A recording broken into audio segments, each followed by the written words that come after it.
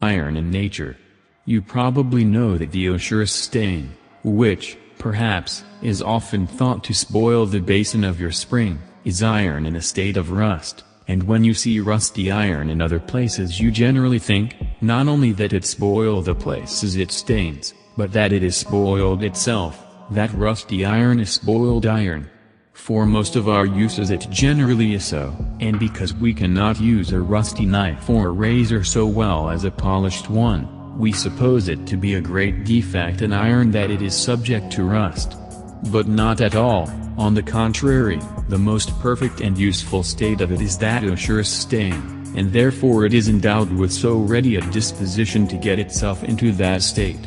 It is not a fault in the iron, but a virtue, to be so fond of getting rusted, for in that condition it fulfills its most important functions in the universe, and most kindly duties to mankind.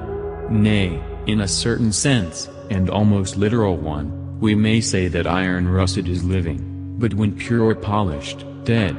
You all probably know that in the mixed air we breathe, the part of it essentially needful to us is called oxygen, and that this substance is to all animals, in the most accurate sense of the word, breath of life.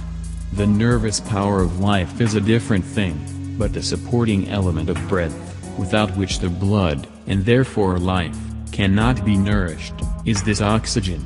Now it is this very same air which the iron breathes when it gets rusty. It takes the oxygen from the atmosphere as eagerly as we do, though it uses it differently.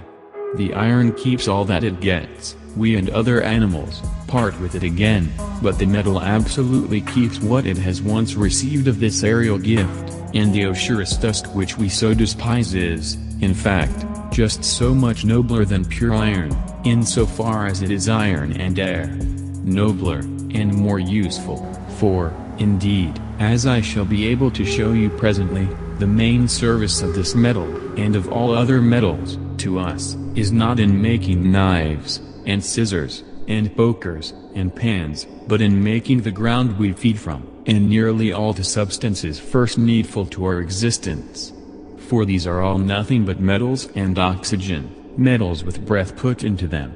Sand, lime, clay, and the rest of the earth's potash and soda, and the rest of the alkalis, are all of them metals which have undergone this, so to speak, vital change, and have been rendered fit for the service of man by permanent unity with the purest air which he himself breathes.